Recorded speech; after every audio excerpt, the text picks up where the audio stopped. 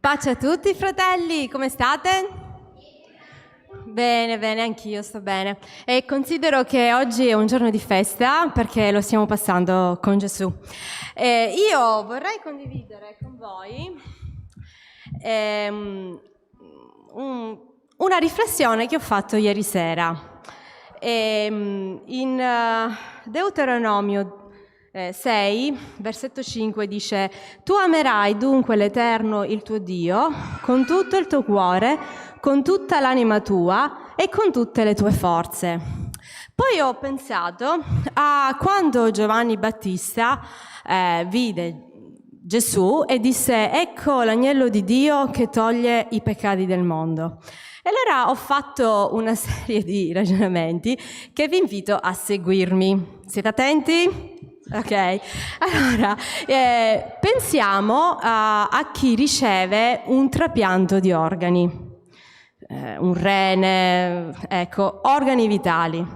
E voi avete mai conosciuto qualcuno che ha ricevuto un organo, no? E allora quando si riceve un organo c'è grande festa perché si dice: ah, finalmente un organo, però non consideriamo che c'è una persona che l'ha donato e che è morta.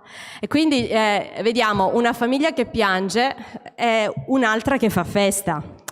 E allora ho considerato la gratitudine che quell'uomo ha nei confronti, cioè io ho ricevuto questo rene. Infatti tanti vogliono conoscere anche la famiglia di chi è andato via e ha donato il rene. Allora io dico, Gesù intanto si è offerto gratuitamente per noi perché era l'unico modo per poterci salvare. E poi un'altra cosa è che Gesù è vivente. Cioè lui è morto ed è risuscitato e noi non consideriamo proprio a fondo il sacrificio che Gesù ha fatto per noi, perché con questo sacrificio non solo noi abbiamo vita, ma vita ad esuberanza, cioè vita per l'eternità. Quindi è una cosa che non sempre ci soffermiamo, che grande beneficio che Dio ci ha fatto attraverso suo figlio. E allora così possiamo lodare il Signore come fece Davide al Salmo con il Salmo 150. Lodate Dio nel suo santuario, lodatelo nella distesa dove risplende la sua potenza, lodatelo per le sue gesta, lodatelo secondo la sua somma grandezza, lodatelo con il suono della tromba, lodatelo con il saltero e la cedra. Lodatelo con il timpano e le danze, lodatelo con gli strumenti a corde e con il flauto, lodatelo con cembali risuonanti, lodatelo con cembali squillanti, io aggiungo lodatelo con la vostra voce e ogni cosa che respira lodi l'Eterno, alleluia. Lodiamo il Signore.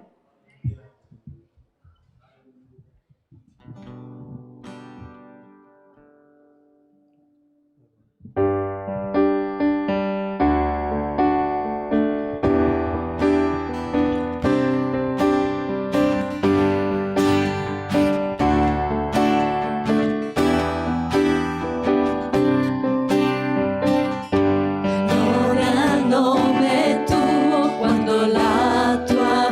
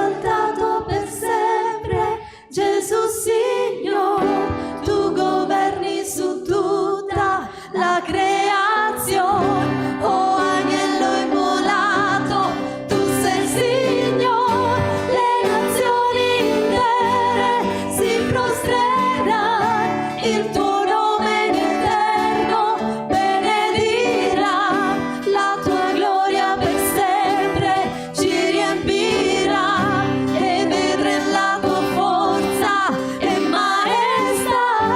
Sei il Re del cielo, eterno Dio, esaltato per sempre, Gesù Signore, tu governi su tutta la creazione, oh agnello immolato, tu sei il Signore, le nazioni intere si prostreranno, il tuo nome in eterno benedirà, la tua gloria per sempre ci riempirà e vedremo la tua forza e maestà.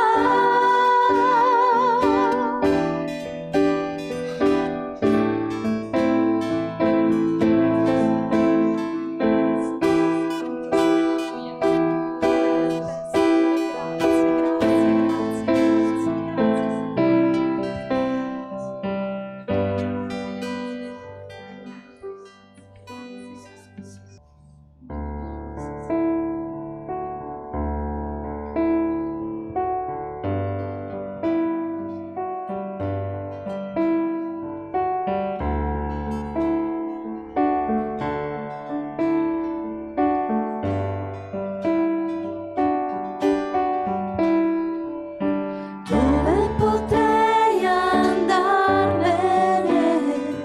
lontano dal tuo spirito? Conosci a fondo tutte le mie vie, sai quando mi siedo e quando mi alzo. Dove fuggirò dalla tua presenza, se salgo in cielo tu ci sei, se vado ad abitare all'estremità del mare, anche là la tua mano mi guiderà, anche là la tua destra mi afferrerà. Da chi me ne andrò? Da chi me ne andrò? Da chi me ne andrò? Da chi me ne andrò? Solo tu hai parole di vita eterna, tu sei il Santo di Dio. Da chi me ne andrò? Da chi me ne andrò? Da chi me ne andrò? Da chi me ne andrò?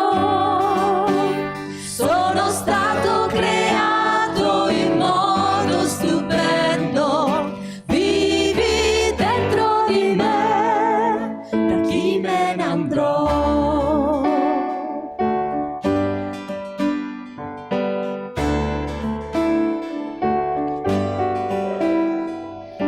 Dove potrei andarmene, lontano dal tuo spirito? Conosci a fondo tutte le mie vie, sai quando mi siedo e quando mi alzo. Dove fuggirò dalla tua presenza, se salgo in cielo tu ci sei, se vado ad abitare all'estremità del mare, anche là la tua mano mi guiderà, anche là la tua destra mi afferrerà. Da chi me ne andrò? Da chi me ne andrò? Da chi me ne andrò? Da chi me ne andrò? Solo tu hai parole di vita eterna, tu sei il Santo di Dio. Da chi me ne andrò? Da chi me ne andrò? Da chi me ne andrò? Da chi me ne andrò? Solo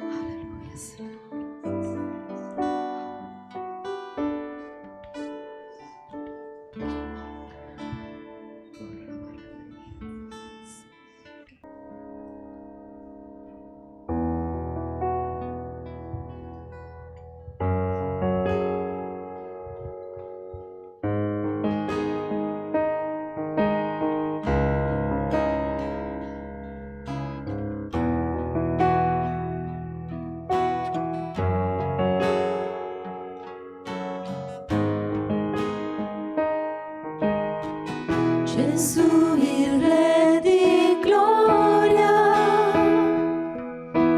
viene sulle nuvole, gli angeli lo lodano.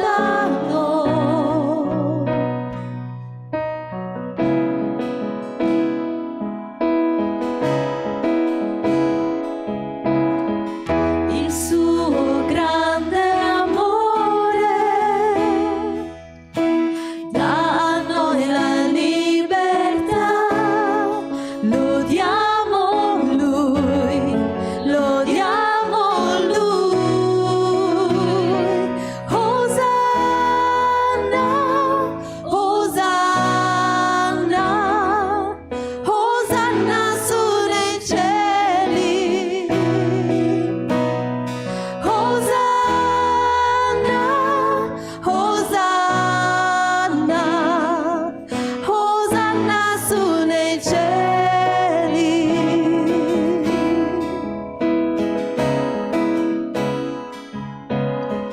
Gente di ogni nazione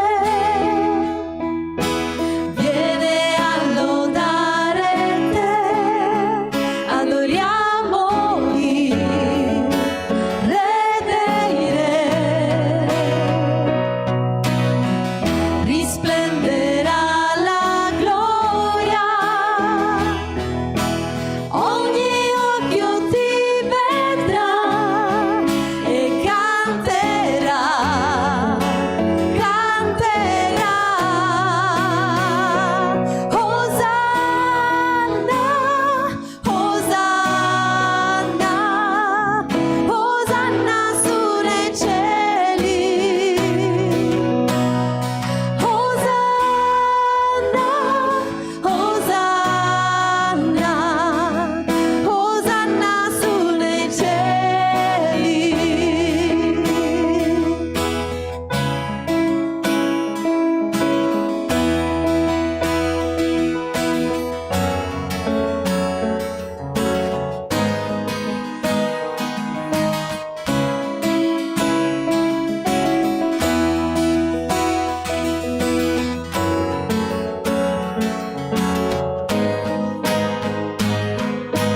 Tu che sai cambiare il cuore,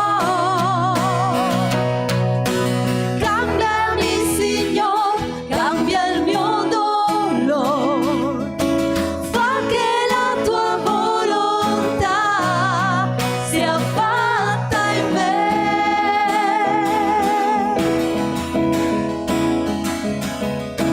Fa che ami come te,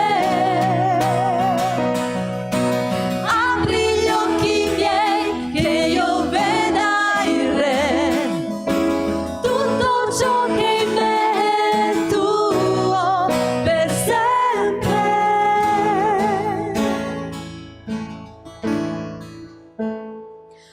Osanna, Osanna, Osanna su nei cieli. Osanna, Osanna, Osanna su nei cieli. Osanna, Osanna, Osanna su nei cieli.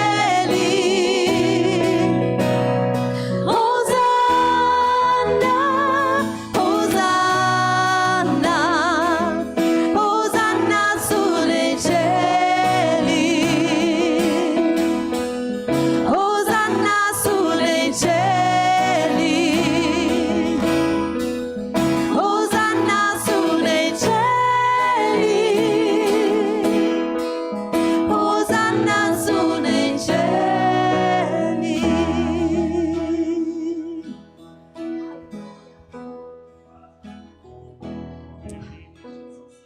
Davanti a te questa mattina, Signore, per ringraziarti, per celebrarti, Signore, perché tu sei degno. Sei degno, Signore, perché hai compiuto, come è stato già detto, lo continuiamo a ribadire, un'opera perfetta. Tu hai fatto, Signore, un'opera perfetta nelle vite di ciascuno di noi. Signore, tu hai compiuto veramente un'opera perfetta.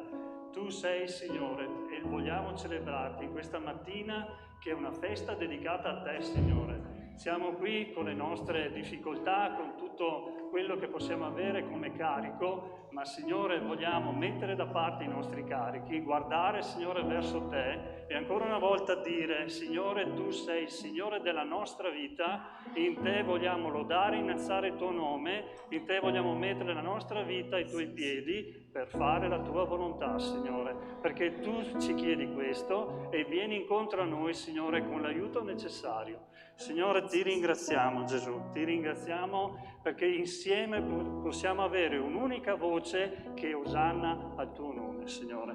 Signore, grazie, grazie nel nome di Gesù, Padre. Amen, amen, amen. Grazie, Signore, grazie, Gesù. Potete accomodarvi, fratelli e sorelle. Bello, bello, bello. Bello perché è stato aperto l'incontro con un canto che ha richiamato quello che andrò a predicare, andrò a dire quest'oggi in questa assemblea onorata dal Signore. Bello perché le preghiere si sono rivolte al Signore celebrando il suo nome, riconoscendo che Lui ha compiuto un'opera perfetta nelle nostre vite. Bello perché oggi è festa, ed è una festa che ci ha guadagnato Gesù, non è una festa come possono essere tante feste, è una festa che Gesù ci ha guadagnato e ci ha messo davanti, e lo sapete che il Signore desidera che noi facciamo festa e che ci divertiamo e gioiamo alla sua presenza, lo sapete, sì, vero? Amen, grazie Robert, mi arriva proprio diretto qua, alleluia. Bene, Vangelo di Giovanni, capitolo 7, versetto dall'1 all'11, vado a leggere. Se volete accomodarvi potete farlo, se volete stare in piedi vedete voi. L'importante è che il nostro contenitore sia pronto. Versetto 1. Giovanni capitolo 7.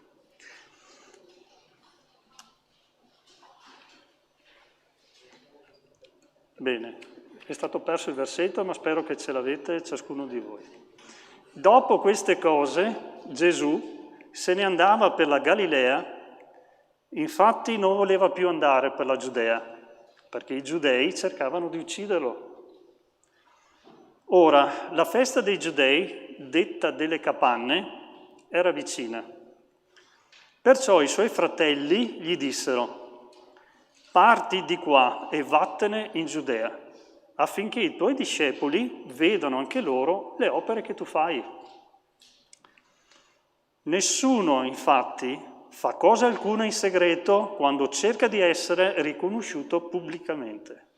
Se tu fai queste cose, manifestati al mondo, poiché neppure i suoi fratelli credevano in lui. Gesù quindi disse loro: il mio tempo non è ancora venuto, il vostro tempo invece è sempre pronto. Il mondo non può odiare voi, ma odia me perché testimonio di lui che le sue opere sono malvagie. Salite voi alla festa, io non salgo ancora a questa festa, perché il mio tempo non è ancora compiuto. E dette loro queste cose, rimase in Galilea. Quando poi i suoi fratelli furono saliti alla festa, allora vi salì anche lui, non palesemente, ma come di nascosto. I giudei dunque lo cercavano durante la festa e dicevano: lui dov'è? Lui dov'è? Lo preferisco al testo originale rispetto dov'è quel tale, e poi vi spiego perché. Lui dov'è? Potete accomodarvi, grazie. Se andiamo a vedere, prima di questo capitolo, Giovanni va a parlare di una cosa molto importante, di come Gesù si manifesta al suo popolo. Giovanni è un Vangelo molto particolare, perché va a richiamare in modo esplicito quella che è l'identità di Cristo. Non lo fa con parole difficili da comprendere, lo manifesta in tutto il suo Vangelo. Tante volte noi leggiamo nelle nostre traduzioni che purtroppo a volte differiscono da quello che è l'originale, ma non è che sia sbagliato, perché semplicemente magari mette miracoli e sono effettivamente dei segni. Però succede che un morto ritorna alla vita, che dei lebbrosi non sono più lebbrosi, per noi sono miracoli. Quindi viene espresso con questo termine che lo capiamo bene. Ma Giovanni, in tutto il suo Vangelo, intende mettere dei segni che sono molto importanti per identificare chi è Cristo, cosa fa in mezzo al suo popolo. Nel capitolo 6 lo presenta come il pane della vita. Vi ricorderete, l'avrete letto, dove che Giovanni, insieme a tutti i discepoli, Gesù cosa fa? Per soli pochi pani e pochi pesci sfama ben 5.000 uomini. Poi ci sono bambini, ci sono donne, ci sono tanti altri. Chi sono gli altri? Magari qualcuno aveva anche un animale che gli piaceva, no? E quindi è lì, cosa fa? Quindi consideriamo un miracolo veramente come il datore di pane, che viene veramente da Gesù, il datore di vita. Abbiamo sentito nelle testimonianze che Dio provvede, no? Bene, però Giovanni cerca di far capire chi effettivamente Gesù è, quindi lo paragona al pane della vita. Bene, qua c'era una festa, si parla di una festa. Oggi è una festa qui. A quel tempo si faceva questa festa, che era la festa dei tabernacoli o la festa delle capanne, che ancora quest'oggi gli ebrei praticano, lo fanno, vivono su queste tende per ricordare, rammemorare il periodo che hanno passato nel deserto. Dio aveva provveduto per loro di portarli fuori da una condizione che era estremamente pesante, era una condizione di schiavitù forte, pesante, e loro si erano rivolti al loro Dio. Lo avevano invocato con lacrime affinché li potesse liberare. Dio ascolta, Dio interviene, li libera per un esodo verso dove? Una terra promessa. Anche noi abbiamo una promessa di portarci a una patria celeste. Ricordatevi questo, patria celeste. Bene, erano nel deserto e quella festa andava a ricordare proprio quella settimana, in tutta la settimana, tutto quel periodo che avevano fatto nel deserto. Nel Levitico si vedrà anche che c'era anche un ottavo giorno. L'ottavo giorno era dedicato a un riposo solenne. Dopo tanta festa avevano bisogno anche di un riposo solenne. Ma vedete come Dio è veramente, chi ci tiene alla nostra gioia è il fatto che noi possiamo gioire. Cioè, non ci vuole, come dire, debosciati, ci vuole con forza, con vigore, perché è un momento di gioia.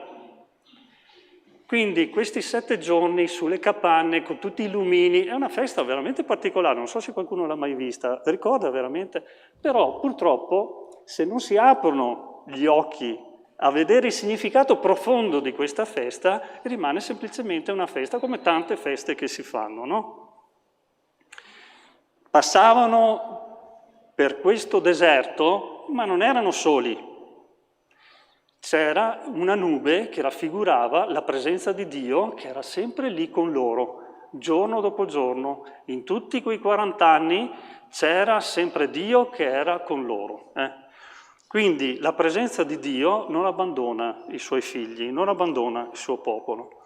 Ecco, quindi questa festa dei tabernacoli o festa delle capanne era qualcosa di veramente sentito nel mondo ebraico, era qualcosa di veramente importante, perché andava a considerare proprio la liberazione che veniva da parte di Dio. In questa festa, appunto, si doveva gioire.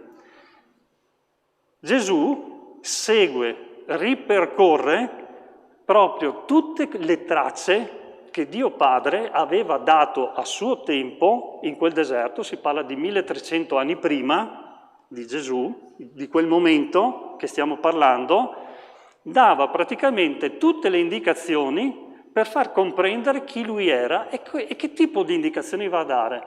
Va a dargli proprio l'indicazione di quel padre amoroso che aveva preso quel popolo, che lo aveva condotto fuori, che lo aveva sempre sostenuto per portarlo alla terra promessa, perché quando Dio dice una cosa, poi lui la mantiene. Ma nel frattempo provvedeva a loro. Cosa provvedeva a loro? Provvedeva il pane che scende dal cielo. Ecco che proprio in Giovanni ci troviamo di fronte al fatto che Gesù è il pane che discende dal cielo.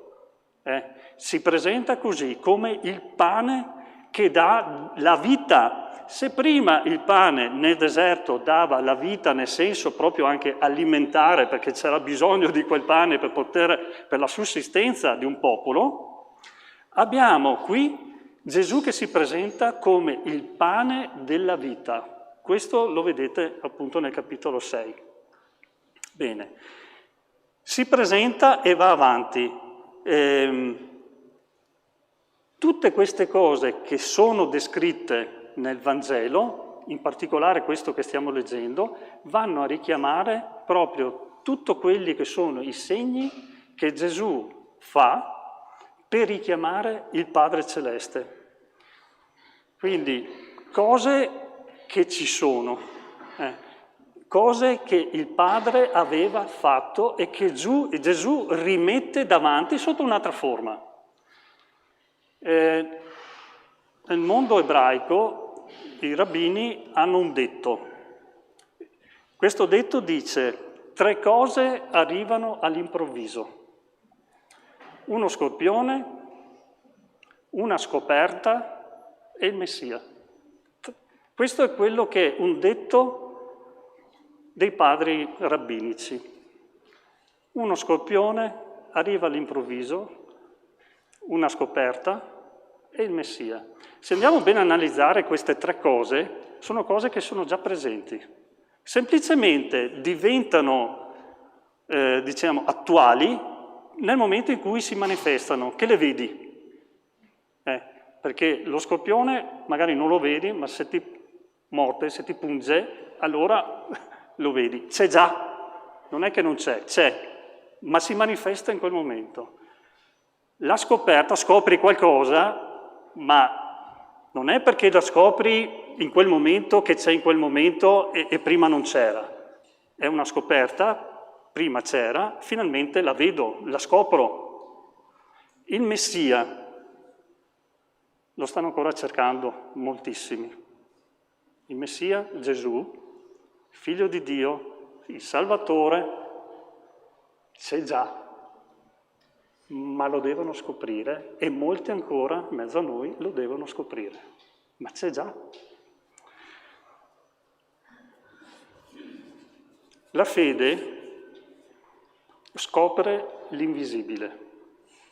Cioè tutto quello che noi non vediamo a livello spirituale, la fede ce lo rende visibile. Senza fede, Ebrei capitolo 11, versetto 6, dice: senza fede non possiamo piacere a Dio, perché tutto quello che nell'ambito spirituale noi possiamo comprendere, capire, passa attraverso la nostra fede. Quindi è importante, se manca questa, cade tutto. Giovanni, dopo aver presentato i fratelli cosa chiedevano a Gesù, adesso non sto qua a andare a vedere chi sono questi fratelli, chi dice parenti, non parenti, quant'altro. Io rimango su quella che è la parola di Dio, che dice che erano i fratelli. Allora, dice una cosa però che mi suona un po' strana, dice: neppure i suoi fratelli credevano in lui. Cioè, prima gli fanno tutto un discorso, no? I suoi fratelli gli dissero: parti di qua, vattene in Giudea. Ma come vattene in Giudea? Ti vogliono morto? Però dicono ancora: affinché i tuoi discepoli vedano anche loro le opere che tu fai, poiché nessuno fa le cose che tu fai, le fai in segreto. Sembra, come dire, una cosa abbastanza ragionevolmente logica, il fatto di andare a dare questo consiglio a Gesù per dirgli: Gesù, ti stanno cercando, ti vogliono comprendere, guarda cosa fai. Sicuramente i fratelli avevano visto le grandi opere, prima le ho accennate, no? La lebbra, un male veramente che tra l'altro lo collegavano al peccato. Gesù che guarisce i lebbrosi, Gesù che dà vita e fa camminare persone che sono zoppe e che non riescono a camminare da più di 38 anni. Cioè ormai è dentro la vita mia è questa, nessuno può più ormai spostarla. No, arriva Gesù e gli fa il cambiamento di vita, la trasformazione, no? Quindi veramente Gesù è qualcosa di nuovo, qualcosa di incredibile. I fratelli non credevano in lui, cioè avevano visto, ma non ci credevano. Non so se a voi è mai capitato di conoscere delle persone, non faccio la domanda a voi che già credete, la faccio a coloro che hanno visto tante opere, magari, o anche ne basta una sola, e non hanno creduto. Io mi ricordo di un mio collega di lavoro che aveva avuto un'esperienza veramente particolare. Da bambino, lui mangiando al refettorio aveva mangiato qualcosa che per lui è risultata veramente altamente tossica. È stato male, è arrivato l'ambulanza, l'hanno portato al pronto soccorso in ospedale. Era così tossica quella cosa che il suo cuore ha ceduto ed è morto, cioè il suo cuore si è fermato. Lui si ricorda, mi raccontava questo fatto, lui si ricorda di aver visto dall'alto che vedeva tutti i medici che diventavano matti a cercare di ravvivarlo, di rimetterlo in vita e quant'altro, no? Esperienza veramente particolare, che dovrebbe, per quanto poco, farti una domanda e dire: ma finita sta vita, c'è qualcosa di là. E quel qualcosa cos'è? Dovrebbe arrivare naturale se hai un'esperienza di questo tipo, o hai sentito altre esperienze magari, o hai visto delle guarigioni che rimani così e dici non c'è medico che possa dare una spiegazione.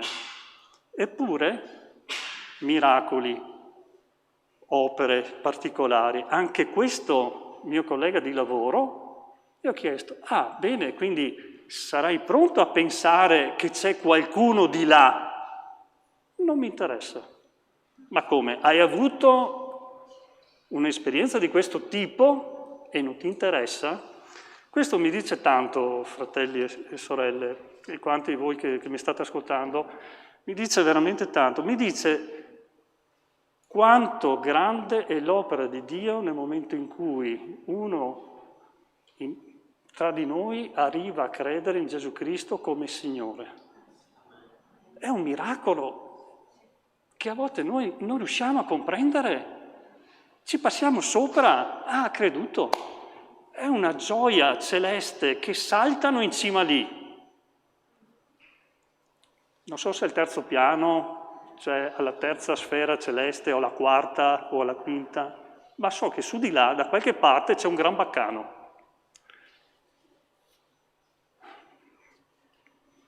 Questo ci dice che non basta il miracolo, non basta l'opera potente per farci comprendere questo. Ci vuole veramente che lo Spirito Santo arrivi e trovi un contenitore pronto ad accoglierlo.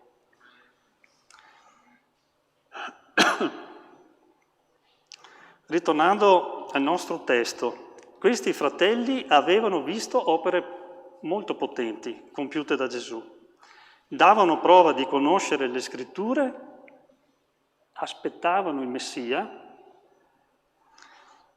attendevano però questo Messia come? Non avevano compreso che Gesù non era il leader politico, non era il re che loro si aspettavano. Se Gesù fosse salito in quel momento come secondo il loro metodo, lui si sarebbe manifestato come uno dei tanti leader politici, come uno dei tanti re di questa terra. Lui ha capito questa cosa e non l'ha accettata. È una cosa che fa riflettere questo consiglio che è arrivato da questi fratelli, perché si sposa molto con quello che c'è scritto in Luca 4, dal 9 al 13. Vediamo che lo prendo così avete Luca, Vangelo di Luca, capitolo 4, versetto dal 9 al 13, dove dice: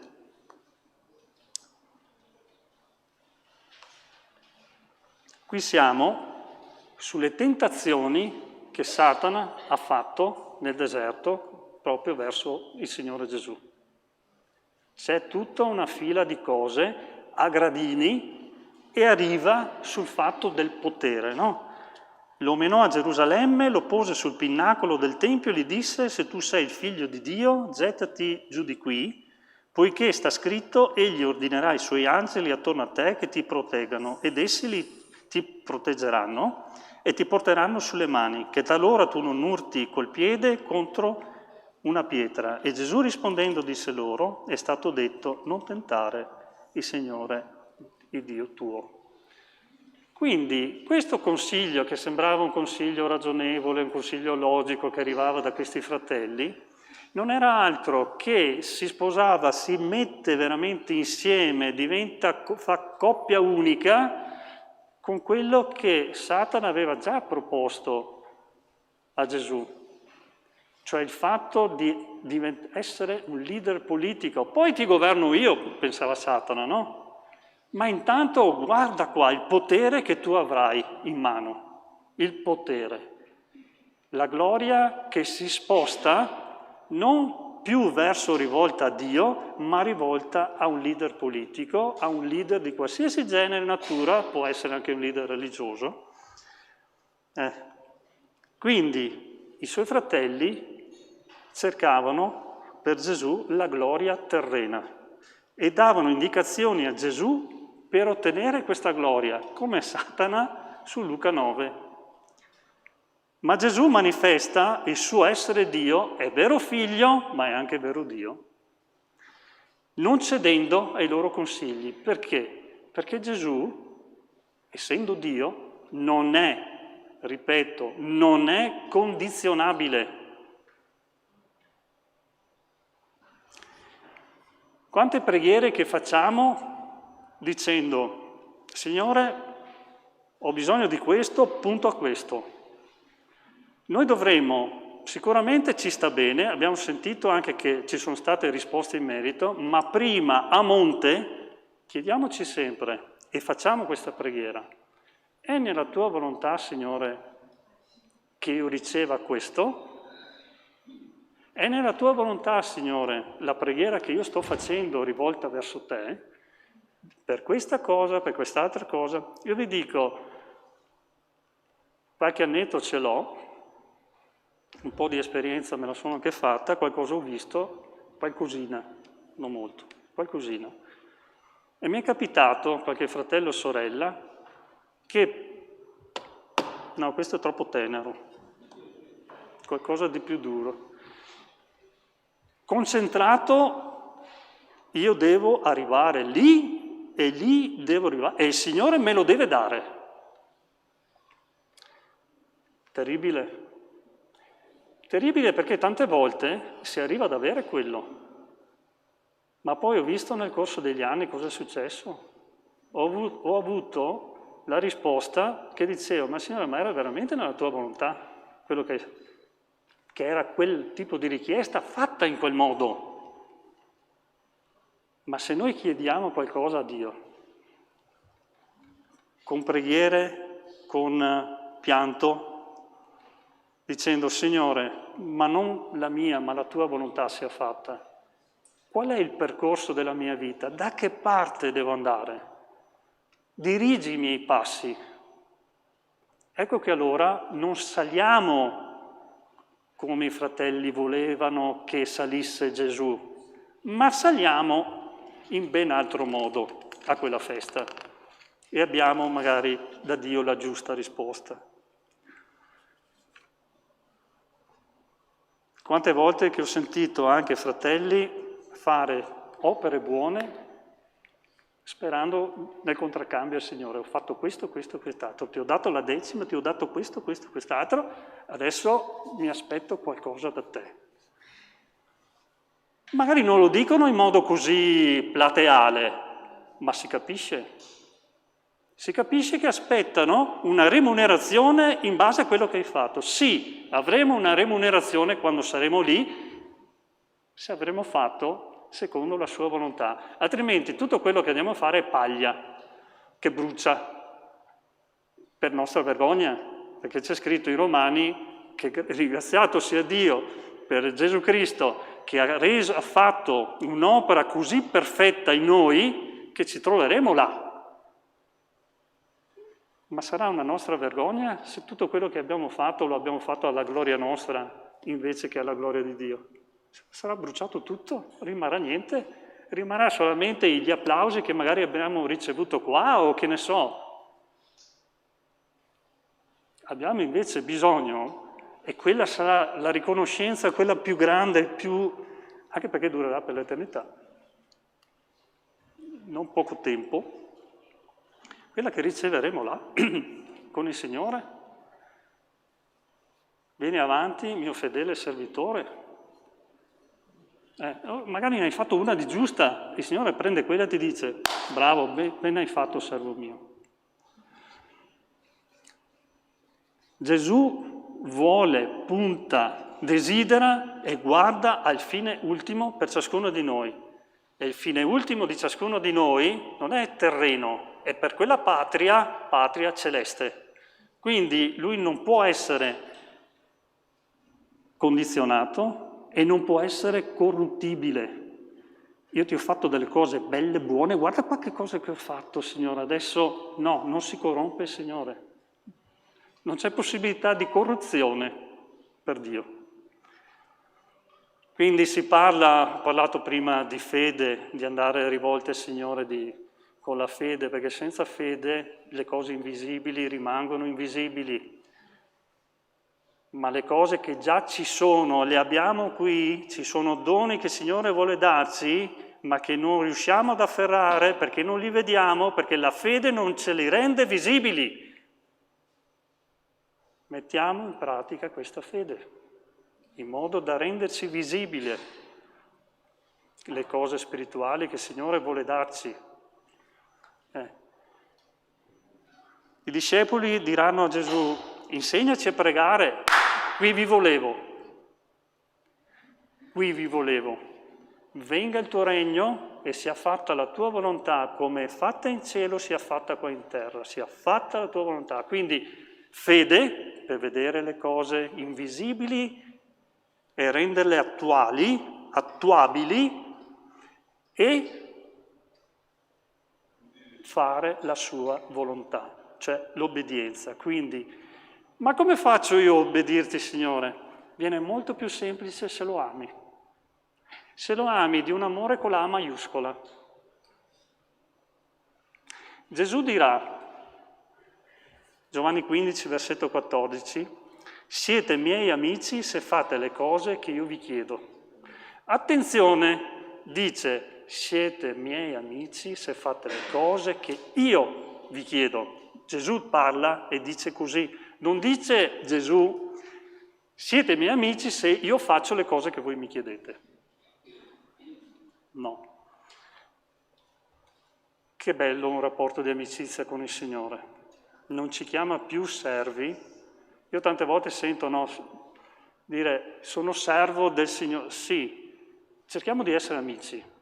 E per essere amici, il costo qual è? Fare la sua volontà. Percorrere la strada che il Signore ci ha tracciato. Gesù seguiva pienamente la strada, la volontà di Dio Padre per lui. Gesù ci ha reso visibile la strada, il suo percorso e noi dobbiamo camminare per quella via. Non ci sono altre vie. Se Gesù avesse percorso un'altra via, che non è quella che gli ha detto il Padre di percorrere, non avrebbe raggiunto la sua patria. E non sarebbe stato un Salvatore per noi. Se noi non seguiamo la via che il Signore ci dà da seguire, non arriveremo a quella gloriosa patria celeste. Anche per noi la strada sarà un'altra, non sarà quella, perché è l'unica via che ci porta a quella patria. Dal versetto 6 al versetto 8 si presenta un dialogo proprio sui tempi del Signore, no?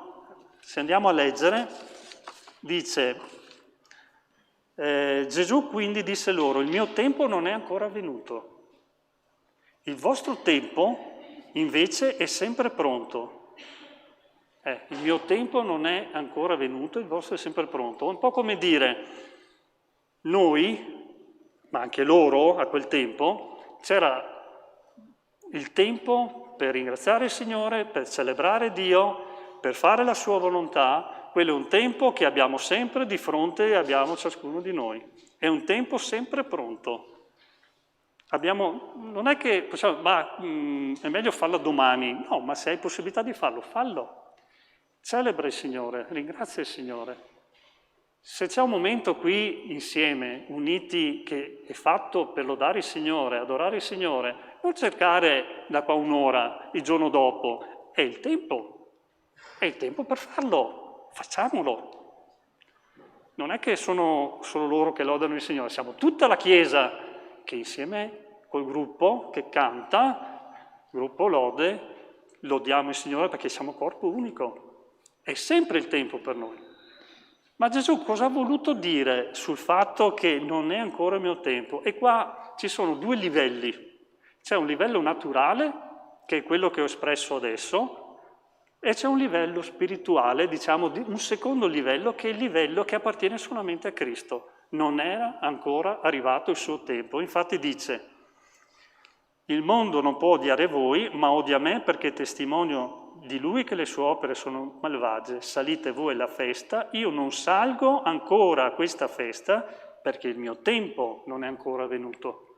Il mio tempo non è ancora venuto. Di cosa stava parlando? E perché poi sale alla festa Gesù?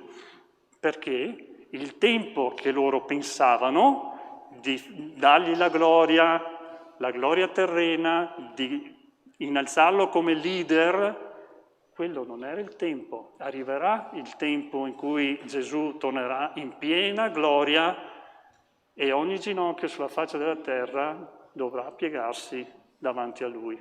Arriverà quel momento, ma non era ancora il momento. Il suo momento era di fare la volontà del Dio Padre ed era quello che in tutta umiltà doveva arrivare a raggiungere e fare quello che era chiamato a fare. Ma cos'era chiamato a fare? Mettere giù tutte le tracce che Dio Padre aveva già dato e che lui stava ripercorrendo magari in un'altra maniera.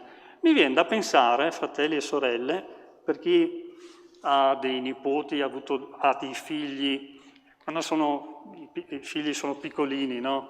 Quanti genitori hanno giocato con loro, magari avvicinandosi da dietro, mettendoci le mani davanti, dicendo indovina chi c'è? E magari il bambino si gira, papà o mamma, no? E alza le mani, no? E tutto gioioso va incontro al suo papà. Ma lo sapete che sto modo di fare mi ricorda proprio questo? Cioè mi ricorda il fatto che il padre in tutto il periodo del Vecchio Testamento, nell'Esodo, che portava fuori, che gli accompagnava, eccetera, e che dava, che donava e che li faceva rimanere in vita e non solo, si va a rivedere tutto questo Gesù. Gli arrivava il pane, ecco il pane della vita. Gli arrivava l'acqua nel deserto, ecco che Gesù andrà a dire sul versetto del 37-38 sempre di Giovanni 7, che lui si presenta proprio come il datore dell'acqua e l'acqua che io vi darò scaturisce da voi per la vita eterna. Quindi si presenta come l'acqua viva. Leggendo il capitolo 7 fino in fondo, il versetto 36, 37, 38 trovate questo. Quindi si presenta come pane, si presenta come acqua, ripercorre tutti questi momenti nel deserto e si presenta a loro pari pari. Come dire, questa è la festa che Dio vi ha dato, riuscite a comprendere chi sono? Riuscite a comprendere chi è l'autore di questa festa? Riusciamo a comprendere che nel momento in cui siamo qui, che stiamo lodando il Signore insieme, c'è l'autore di tutto questo? C'è colui che ha compiuto ogni cosa e che ci dà questa possibilità di lodare il suo nome e che Lui è in mezzo qua, è presente, è in noi. La maggior parte dei giudei non avevano compreso che in quella festa, che poi Gesù salirà e sarà in mezzo a loro, salirà dopo, perché non voleva appunto essere il leader, ma voleva semplicemente in tutta umiltà proclamare e mettere giù tracce di chi era Lui, il Padre fatto carne per loro. Gesù si presenta così, ma loro non l'hanno riconosciuto, non hanno capito che l'autore della festa era in mezzo a loro. È una disperazione se succedesse una cosa del genere in mezzo a noi. Venire qua, lodare il Signore e dire, boh, sono andato, ho adempiuto, sono da messa. Invece no, qui c'è l'autore che ha compiuto tutto e che vuole farsi riconoscere. In modo nascosto c'è scritto, no? Non in modo palese, in modo nascosto. Come il padre che torna dopo un lungo viaggio, tanto lungo, 1300 anni, ma non è che era mancato, perché Isaia 700 anni prima, vediamo quante volte Dio è sempre intervenuto, no? Ma sembra come che Gesù, il Padre che ritorna dopo un lungo viaggio, che arriva di nascosto dietro a questi suoi figli, gli mette le mani così e gli dice, indovina chi c'è qua?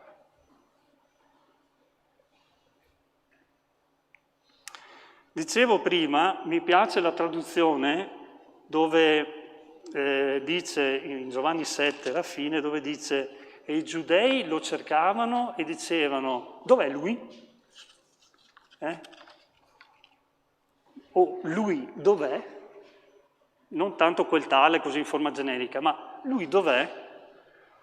E io mi chiedo, e vi faccio questa domanda, vi capita mai di dire a voi stessi e rivolti verso il Signore, ma Signore, tu dove sei? Lui dov'è? Noi dovremmo, come dimora dello Spirito Santo, perché questa è la nostra vita, è la dimora dello Spirito Santo, dovremmo dire alla domanda che ci arriva tante volte dentro, no, ma lui dov'è? Rispondi a quella domanda di egli vive. Qualcuno qua oggi stamattina l'ha detto, non so se in preghiera o ha detto, egli è qui, egli vive. Quindi quando ci arriva questo, che potrebbe destabilizzare la nostra vita, tu rispondi con fermezza di fede, egli vive, egli è qui. Gesù ha fatto un sacrificio perfetto. Quindi amalo, fiducia, fidati, obbedisci, cioè fai la sua volontà. Questa ho voluto raffigurarla, non so se avete visto l'immagine che ho chiesto a Marianna che la mettesse, di come la corda ha 3 capi, no? Di solito questo verso della corda a tre capi viene preso quando c'è magari un matrimonio, no? La corda a tre capi, chi la potrà spezzare, no? Perché la vediamo sempre inserita lì. Però io vorrei che questi 3 punti, ama, fidati e fai la sua volontà, obbedisci, fosse la nostra corda a tre capi di ciascun credente, di ciascun figlio di Dio. Ti manca qualcosa tra questi? Ti senti venuto meno in questi 3 punti? Perché questa è una corda dove che dice anche in Ecclesiaste capitolo 4 versetto 12, una corda a tre capi non si rompe facilmente. Se ci sono questi 3, chiamiamoli attributi, chiamiamoli punti fermi nella nostra vita, è come quella corda a 3 capi. Io vorrei chiedervi, se potete, tutti alzarvi in piedi gentilmente, vorrei chiedervi che chiudete i vostri occhi, pensiamo un attimino a quello che è stato detto. Non farò chiamate a venire qui davanti, perché desidererei che il Signore stesso arrivasse a toccarti e a parlarti, ciascuno secondo la propria necessità, ma in modo particolare in questi 3 punti che ho elencato: amore, vero amore verso Dio, che ti porta alla giusta obbedienza, a cercare la sua volontà, con la fiducia che ti apre davanti le cose spirituali, che tante cose magari non vediamo, che ci sono invisibili, perché ci manca, fratelli. Chiediamo in tutta sincerità a Dio, donaci quella fede, in modo che si aprano i miei occhi. Questi 3 punti sono fondamentali nella nostra vita. Amen. Chiudiamo i nostri occhi un attimo in preghiera, meditiamo su questo. E se tu ti senti lì sul posto dove sei, che ti manca uno o più di questi punti, che ti senti in difficoltà, alza la tua mano lì dove sei e rimani lì e chiedi al Signore. Noi pregheremo come Chiesa per te, ma che sia il Signore che arriva a fare quest'opera nella tua vita, grazie allo Spirito Santo che riversa nella Chiesa. Amen. Mentre i fratelli ci accompagnano in questo canto, chiedi al Signore, chiedi al Signore.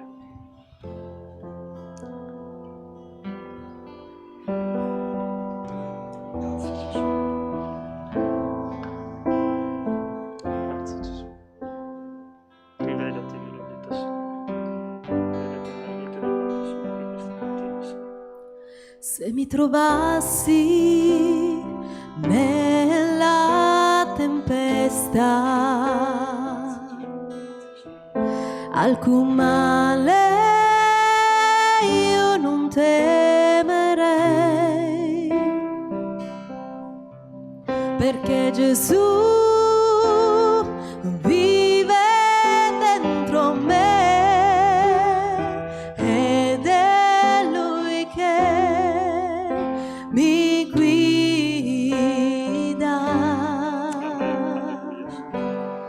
La mia casa è fondata sulla roccia. Ascolta quello che ti dice, E Signore. mai potrà essere smossa, perché la roccia è Cristo Gesù, il Re, il Signore dei Signori.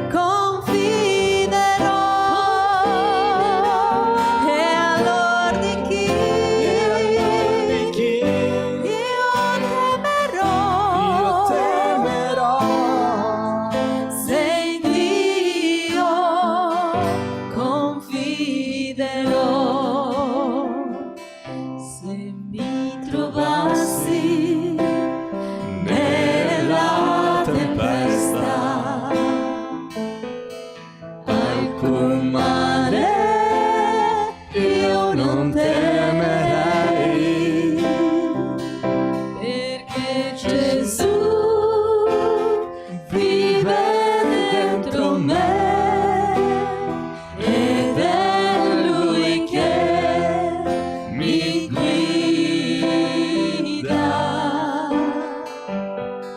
La mia casa è fondata sulla roccia e mai potrà essere smossa, perché la roccia è Cristo Gesù, il Re, il Signore dei Signori. E allora di chi io temerò? Se in Dio confiderò. E allora di chi io temerò? Se in Dio confiderò. E allora di chi io temerò? Se in Dio confiderò. E allora di chi io temerò? Se in Dio confiderò. Via, Signore. Grazie Gesù, grazie Signore. Alleluia, Signore. Grazie Gesù. Grazie Gesù. Alleluia, Signore. Signore, vogliamo veramente ringraziarti, Gesù. Signore, ti ringraziamo per quanti, Signore, che hanno potuto avere quel contenitore pronto, Signore, per accogliere la tua parola, accogliere quanto il tuo Santo Spirito ha voluto dare quest'oggi, Signore. Per quelle mani, Signore, che si sono alzati, per quei cuori desiderosi, Signore, di avere questa corda sempre pronta, che viene in aiuto, Signore, nei momenti più difficili. Signore, tu hai visto i loro cuori. Vieni, Signore, vieni col tuo Santo Spirito, infondi loro questa certezza, Signore, certezza di fede. Fai sentire il tuo amore, Signore, in profondità nel loro cuore, Signore. Fa sentire, Signore, veramente la tua presenza, Gesù. E fa, Signore, che veramente la tua volontà sia rispettata e fatta, come in cielo, così sulla terra, Signore. Signore, ti ringraziamo per questo culto, per il tempo che abbiamo potuto trascorrere insieme. Ciascuno di noi, Signore, riaccompagnaci alle nostre case, fa che la tua voce continui a parlare nei nostri cuori e ogni necessità che tu vedi, Signore, tu sai, che conosci, intervieni, Signore, nel nome di Gesù. Amen. Grazie Padre, grazie Spirito Santo, grazie Gesù, grazie Signore. Fratelli e sorelle, buona domenica, Dio vi benedica e arrivederci a martedì, allora avete capito, è giovedì come incontri della settimana. Pace a tutti, buona domenica.